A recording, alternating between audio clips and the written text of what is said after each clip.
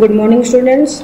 Today I am going to continue the same chapter, that is understanding quadrilaters. Today we are going to go through with the exercise 3.1. The question first is given a parallelogram ABCD. Complete each statement along with the definition or property used. अब ये आपको diagram दे रखा है, ठीक है। अब आपको ये बताना है कि और ये दे रखा है कि आपके पास में ABCD एक पैरेललोग्राम है और आपको ये स्टेटमेंट्स कंप्लीट करने हैं और आपको इनके रीजंस भी देने हैं कि ये है तो क्यों है और कैसे है, कब है, क्यों है, ठीक है। तो यहाँ पे बात आती है AD की। मैंने आपको पैरेललोग्राम लास्ट टाइम पैरेललोग्राम पढ़ाया था, मैंने आपको काइट के बारे में बताया था, ठीक है। मैंने आपको क्वाड्रिलेटर्स के बारे में बताया था। तो यहाँ पे पैरेललोग्राम के बारे में बात हो रही है, जहाँ पे AD जो है वो किसके इक्वल होगा, BC के इक्वल होगा। बिकॉज मैंने आपको बताया था कि सामने वाली साइड्स यहाँ पे इक्वल होती है।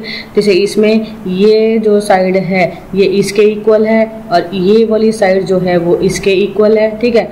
एंगल ये इक्वल है इस एंगल के और एंगल D जो है वो इक्वल है एंगल B के, ठीक है। ये बताया था। तो सेम है कि AD जो है BC के इक्वल है। क्यों है? क्योंकि opposite sides of a parallelogram are equal. आपको रीजन देना है यहाँ पे कि ये क्यों है। तो क्यों है? क्योंकि अपोजिट साइड्स जो हैं वो आपस में इक्वल होती हैं किसमें, पैरेललोग्राम में, ठीक है। यहाँ पे है angle DCB। So angle DCB equal to यहाँ पे क्या आएगा, फिर यहाँ पे C का अपोजिट, यहाँ ये जो एंगल C है उसका अपोजिट क्या है, एंगल A है। सो यहाँ पे आप लिखोगे angle DAB, DCB equal to angle DAB, जिसमें कि क्या है, मैंने बताया था अपोजिट एंगल्स आपस में क्या होते हैं, इक्वल होते हैं पैरेललोग्राम में। Angle A equal to angle C, तो वही है। देखिए यहाँ पर DCB जो भी बीच का जो एंगल होता है वही होता है, तो यहाँ वही उसका नाम होता है। तो यहाँ पे एंगल C जो है वो एंगल A के बराबर है, ठीक है। दूसरा है OC, यहाँ पे ये OC इक्वल है, तो OC जो है वो OA के इक्वल है, क्योंकि मैंने बताया था डायगोनल्स की लेंथ इक्वल होती है। Diagonals of parallelogram bisect each other, और जो डायगोनल्स होते हैं वो आपस में एक दूसरे को एक पर्टिकुलर पॉइंट पे काटते हैं जो उस लाइन का हाफ होता है। तो OC जो है वो OB के OA के बराबर है, ठीक है। नेक्स्ट बोल रहा है angle DAB plus angle CDA equal to जो होगा ये किसके बराबर होगा, तो ये बराबर होगा 180 डिग्री के। देखिए एंगल A, ये एंगल A है, ठीक है। दूसरा एंगल ये वाला है, ठीक है। तो एक ट्रायंगल का मैंने बताया था DAB एक है, दूसरा है CDA ये है, ठीक है, ये वाला है। तो मैंने आपको बताया था कि किसी भी एक ट्रायंगल उसका उसकी जो तीन साइड्स होती हैं, तीन एंगल्स होते हैं ट्रायंगल के, उसमें तीन एंगल्स का जो सम होता है 180 के इक्वल होता है, ठीक है। और दूसरी बात मैंने ये बताई थी कि पैरेललोग्राम में आपके पास में 4 एंगल्स होते हैं, तो 4 एंगल्स सारे के सारे आपस में क्या होते हैं, इक्वल होते हैं, ठीक है। और वो इक्वल नहीं होते, मतलब वो सारे के सारे जो है उनका जो सम होता है वो 360 के डिग्री के इक्वल होता है, ठीक है। तो अब यहाँ पे बात आती है सिर्फ 2 एंगल्स की। 2 एंगल्स का मतलब मैंने बताया था आपको लास्ट टाइम, अगर आपने देखा होगा तो मैंने वहाँ पे बताया था किसी भी 2 एंगल्स का एडिशन 180 होता है, फिर किसी भी, क्योंकि टोटल कितने होते हैं, 4 एंगल्स होते हैं। तो 2 एंगल्स का सम 180 है, फिर 2 एंगल्स का 180 है, तो 180 प्लस 180 कितना हो गया, 360 होगा। तो सम इसका आंसर क्या होगा, angle DAB plus angle CDA equal to 180, ठीक है। नेक्स्ट क्वेश्चन 2 कह रहा है complete the following parallelograms, find the values of unknown x y z।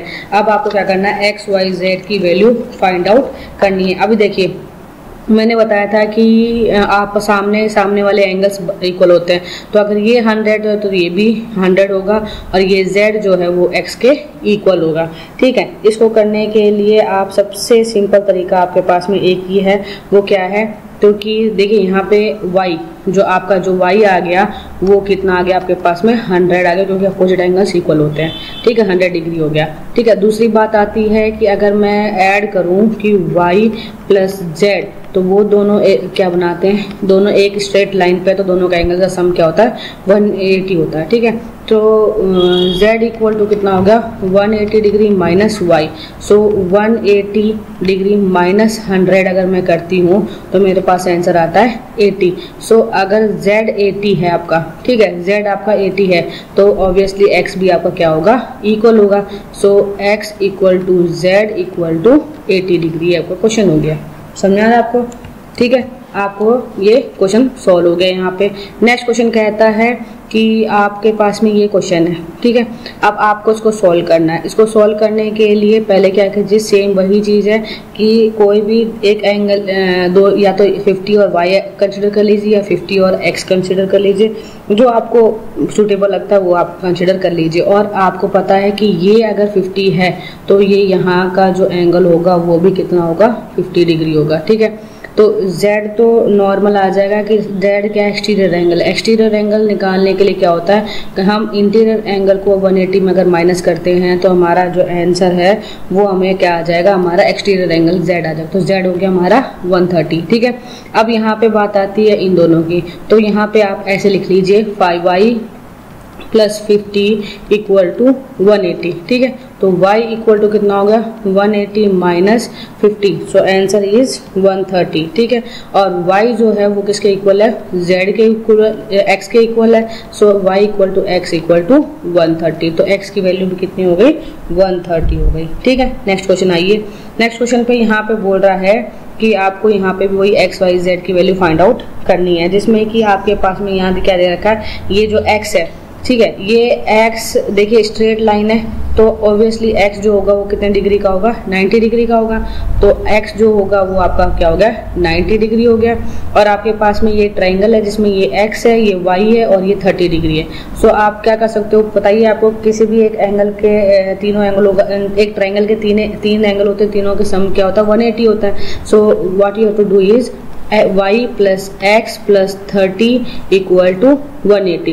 So x is 90. So y equal plus 90 plus 30 equal to 180. ठीक है, so y की value कितनी होगी, 180 है, 180 माइनस 120।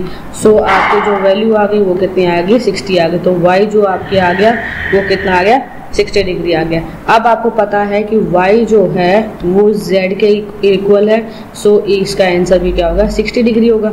और y z के इक्वल इसलिए है क्योंकि ये अल्टरनेट इंटीरियर बना रहा है। देखिए एक एंगल यहाँ, एक स्ट्रेट लाइन पे जब एक एंगल इधर की तरफ होता है और एक एंगल इधर की तरफ होता है तो ये आपस में दोनों क्या होते हैं, ये दोनों एंगल्स क्या होते हैं, आपस में इक्वल होते हैं, मतलब अल्टरनेट एंगल्स हैं ये। मैं यहाँ पे लिख देती हूँ अल्टरनेट एंगल्स। ठीक है, समझ में आ रहा है आपको? नेक्स्ट क्वेश्चन क्या कह रहा है कि आपको सेम वही क्वेश्चन फाइंड आउट करना है, सेम क्वेश्चन नंबर 2 की तरह करना है। ये 80 है तो ये भी क्या होगा आपका 80 डिग्री हो जाएगा। ठीक है, अब क्या कीजिए, x plus 80 equal to 180। So x equal to कितना होगा, 180 माइनस 80।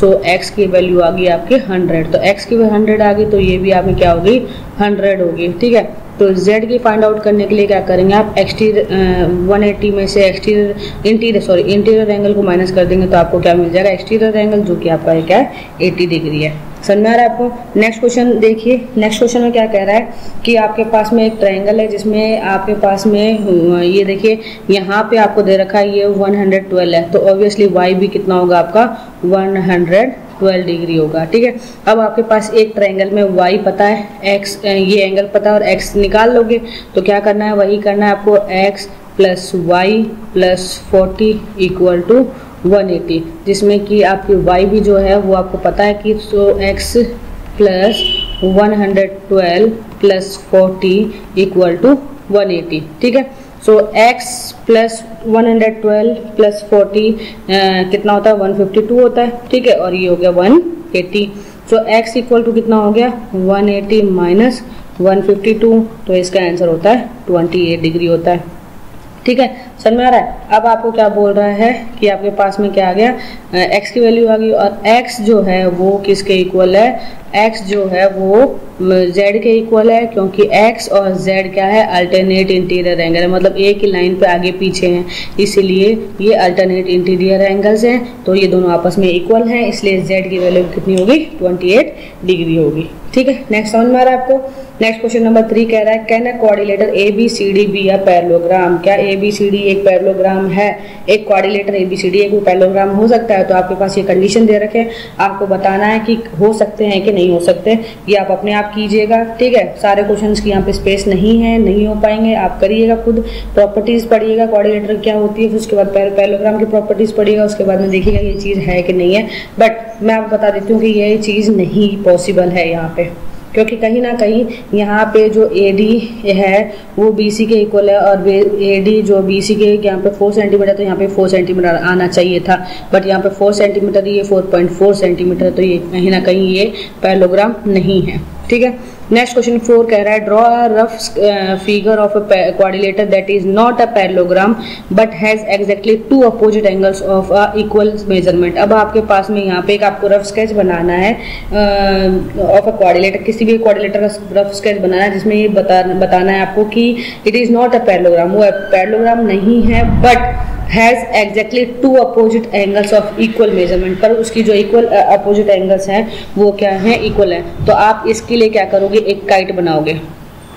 ठीक है, ये काइट है आपकी, मैं छोटा सा बना रही हूँ, इसका जैसे नाम लिख दीजिए A, ये हो गया B, this one is C and this one is D, जिसमें एंगल A जो है वो आपके एंगल C के इक्वल होगा, और ये क्या है आपकी, इट इज अ काइट, और यहाँ पे आप लिख दीजिए लास्ट में question, it is a kite, it is not a parallelogram, it is a kite. ठीक है, नेक्स्ट क्वेश्चन कह रहा है the measurement of 2 adjacent angles of a parallelogram are in the ratio 3:2, find the measures of each of the angles of a parallelogram. आपको क्या करना है, आपके पास में 2 पैरेललोग्राम की कोई भी साइड्स का रेशियो दे रखा है। ठीक है, आपको क्या करना है, आप उस 2 रेशियोज को यूज करके आपको पैरेललोग्राम के एंगल्स का मेजरमेंट निकाला है, जितने भी एंगल्स हैं उन सबका मेजरमेंट निकालना है। पर आपको पैरेललोग्राम की प्रॉपर्टी का पता है कि अपोजिट एंगल्स आपस में क्या होते हैं, इक्वल होते हैं। ठीक है, तो एंगल A जो होगा वो C के इक्वल होगा, और एंगल B जो होगा वो एंगल D के इक्वल होगा। तो कहीं ना कहीं अगर इन x और रेशियो 2 से आपके पास में 2 एंगल आ जाएंगे, तो अपोजिट एंगल्स आपस में इक्वल हो जाएंगे, तो आप इजीली उसको कर सकते हो। सो मैंने आपको जब सिंपल इक्वेशन पढ़ाया था तब भी मैंने बताया, जब भी कोई क्वेश्चन रेशियो में आता है तो आप उसको x के फॉर्म में लिख लीजिए। ठीक है, तो यहाँ पे आपके पास में हो गया, ये हो गया 3x और ये हो गया आपके पास में 2x, और इन दोनों का सम जो है किसके इक्वल हो गया, 180 के इक्वल हो गया। अब आपके पास में आ गया 5x equal to 180। So x की वैल्यू कितनी होगी आपके पास में, 180 डिवाइडेड बाई 5, तो आपकी जो वैल्यू हो गई वो हो गई आपके 36 डिग्री हो गई।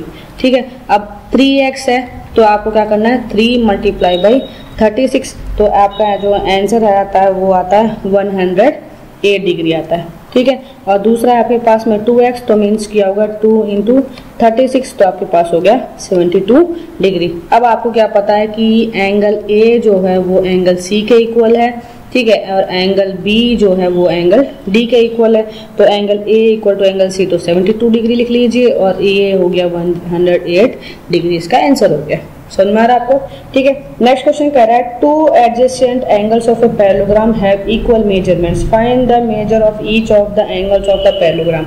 अब आपके पास में 2 एडजेसेंट एंगल्स हैं पैरेललोग्राम के, वो दोनों क्या है, आपस में इक्वल है, मतलब दोनों का जो मेजरमेंट है, दोनों उनकी जो एंगल्स की, जैसे एक 60 डिग्री तो दूसरा 60 डिग्री, ऐसे दोनों आपस में इक्वल है। ठीक है, तो find the measure of each of the angles of a parallelogram. तो आपको क्या करना है, पैरेललोग्राम का मेजरमेंट फाइंड आउट करना है। तो आपको क्या पता है, 2 एंगल्स आपस में इक्वल हैं। ठीक है, अब फॉर्मूले के अकॉर्डिंग अगर उसके अकॉर्डिंग जाएं तो हमारे पास में क्या होता है कि एंगल A और एंगल B, इन दोनों का जो सम होता है वो किसके इक्वल होता है, 180 के इक्वल होता है। बट यहाँ पे मुझे क्या कह रहा है कि मेरे दोनों एंगल्स इक्वल है, तो मैंने क्या अज्यूम कर लिया है कि दोनों एंगल्स को A ही अज्यूम कर लिया। ठीक है, तो यहाँ पे मेरा हो गया 180। सो यहाँ पे हो गया 2 angle A equal to 180, angle A equal to 180 upon 2, means answer कितना आ गया, 90 डिग्री आ गया। मीन्स कहीं ना कहीं एंगल A जो है वो इक्वल है एंगल सी के, मीन्स 90 डिग्री हो गया, ठीक है। और एंगल बी जो है वो एंगल डी के इक्वल है, वो भी कितना हो गया, 90 डिग्री हो गया। समझ में आ रहा है आपको, ठीक है। नेक्स्ट क्वेश्चन पे चलिए। The adjacent figure hope is a parallelogram, मतलब एक पैरेललोग्राम है, उसका नाम लिख रखा है HOPE, ठीक है। अब find the angle measures x, y and z, आपको x, y, z तीनों की वैल्यू फाइंड आउट करनी है। जहाँ पे state the property you use to find them, और कौन सी प्रॉपर्टी आप यूज कर रहे हो वो आपको स्टेट करनी है। तो स्टेट प्रॉपर्टी वो तो छोड़िए, पहले आप क्या निकालिए, एक्स वाई और जेड की वैल्यू फाइंड आउट कीजिए, ठीक है। अब एक्स वाई जेड की वैल्यू फाइंड आउट करने के लिए पहले देखिए यहाँ पे क्या है, यहाँ पे ये एंगल 40 डिग्री है। तो मैंने बताया था एक स्ट्रेट लाइन पे जब एक एंगल आगे की तरफ है और एक एंगल पीछे की तरफ है तो वो अल्टरनेट इंटीरियर कहलाते हैं, ठीक है। तो अगर ये 40 है तो जो आपकी जो y की वैल्यू होगी वो भी कितनी होगी, 40 डिग्री हो गई, ठीक है। समझ में आ गया। नेक्स्ट यहाँ पे आपके पास में कितना है, 70 डिग्री है, ठीक है। तो ये आपका 70 डिग्री है। अगर आप इसका एंगल निकालोगे तो ये कैसे होगा आपका 180 में से अगर आप एक्सटीरियर एंगल को फाइंड आउट माइनस करते हो तो आपको क्या होता है, इंटीरियर एंगल मिल जाएगा, जो कि आपका है 110 डिग्री, ठीक है।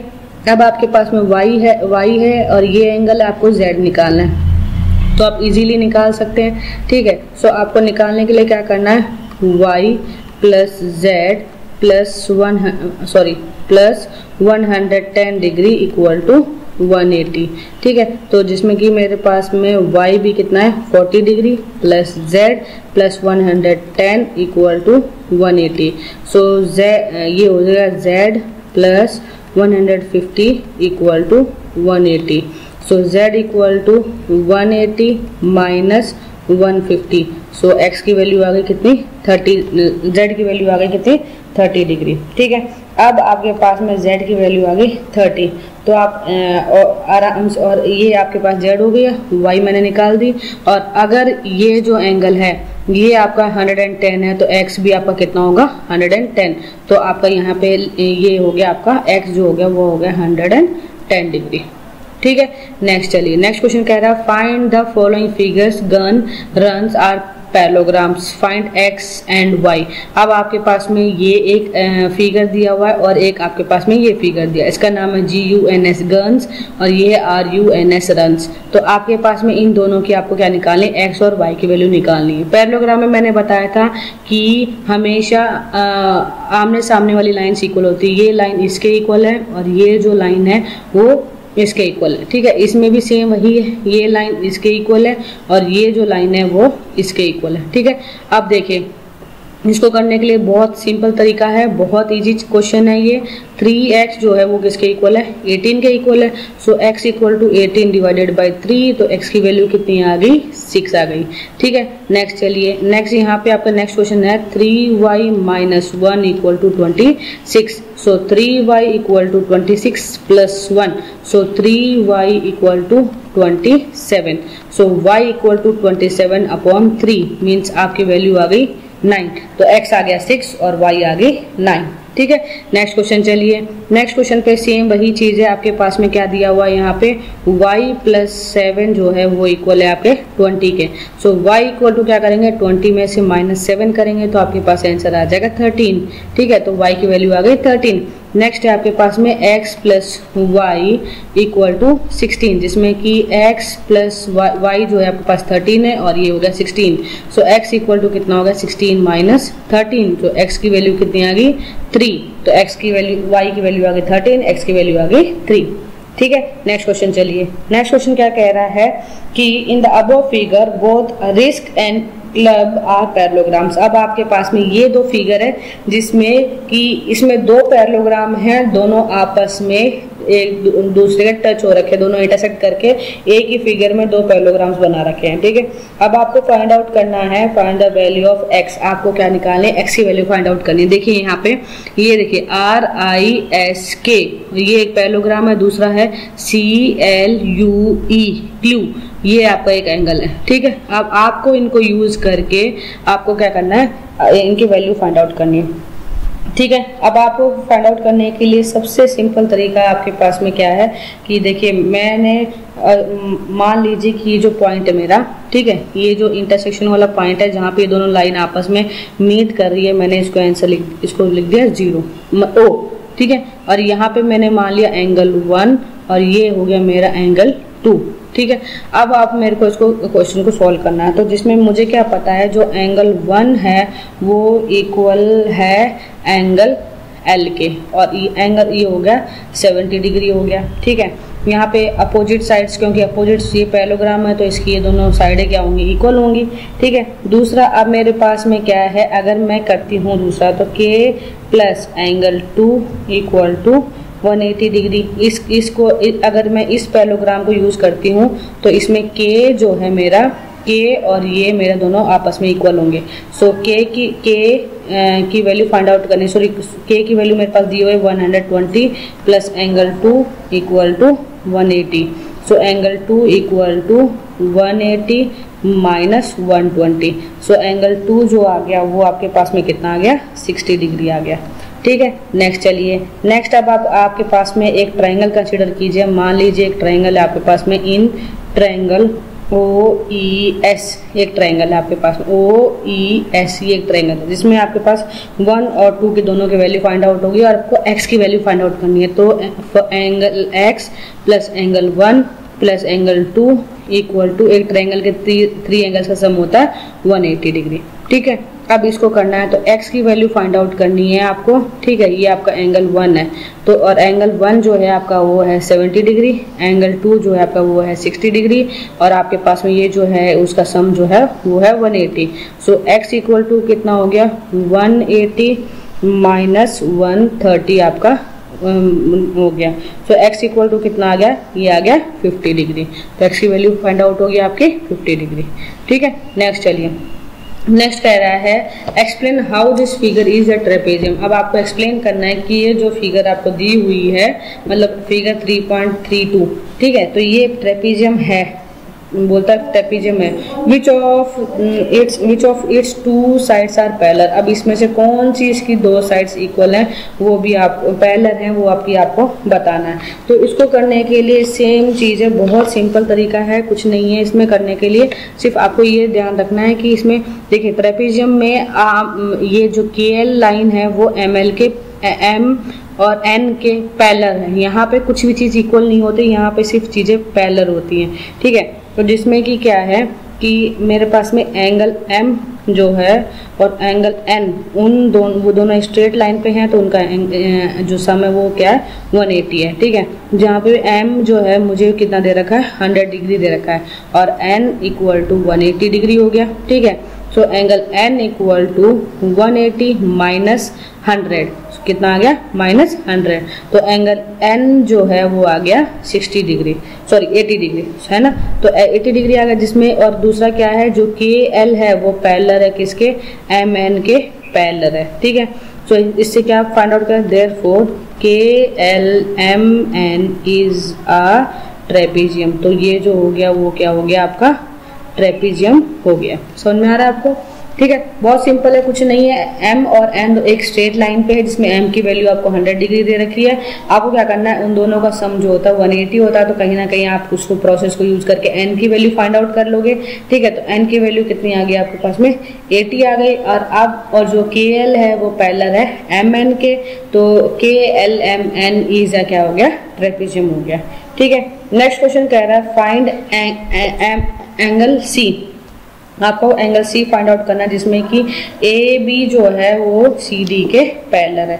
अब आपको ये वाला फिगर यूज करना है जिसमें कि आपको गिवन है कि जो AB है वो पैरेलल है किसके, DC के पैरेलल है। तो आपको पता है कि अगर वही सेम चीज angle B plus angle C equal to 180 degree हो गया, ठीक है। और एंगल C फाइंड आउट करने के लिए B आपको 120 दे रखा है, तो 80 में से क्या कर लो, 120 माइनस कर लो, तो एंगल C की वैल्यू कितनी आ गई, 60 डिग्री।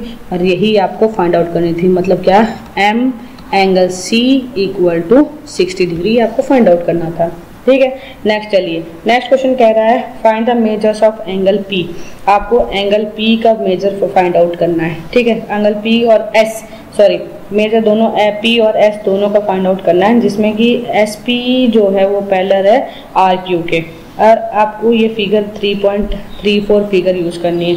सो आपके पास में वही सिंपल तरीका है कि जो आपके पास में एस पी है वो पैरेलल है आपके आर क्यू के पैरेलल है, ठीक है। और angle P plus angle Q जो है वो किसके इक्वल है, दोनों 180 के इक्वल है, जिसमें कि P जो है क्या हो जाएगा 180 डिग्री माइनस 130, क्योंकि क्यू की आपको मेजरमेंट 130 दे रखी है, तो आपका आंसर यहाँ पे आ गया 50 डिग्री। तो एंगल जो P है वो आज निकल गया आपका 50 डिग्री, ठीक है। नेक्स्ट चलिए, नेक्स्ट आपको निकालना है एंगल S, ठीक है। तो एंगल S निकालने के लिए सेम वही angle S plus angle R equal to 180 degree, ठीक है। तो एंगल S निकालना है और आपके पास में R की वैल्यू 90 डिग्री आपको पता है, क्योंकि जब ऐसे बॉक्स बना होता है किसी भी एंगल के ऊपर, मीन्स जब ये कोई लाइन है और उसके ऊपर ऐसे बॉक्स बना होता है, मीन्स वो क्या है, एंगल जो है वो कितने का है, 90 डिग्री का एंगल होता है, ठीक है। तो आप यहाँ क्या करोगे, 180 में से क्या माइनस करोगे, 90 माइनस करोगे तो एंगल S की जो वैल्यू आएगी वो कितनी आएगी, 90 डिग्री आपको आ जाएगी, ठीक है। समझ में आया आपको? यहाँ तक था आपका एक्सरसाइज 3.1। अब आपको बताती हूँ सम स्पेशल पैरेललोग्राम्स, इस पे थोड़ी सी ध्यान से देखिएगा।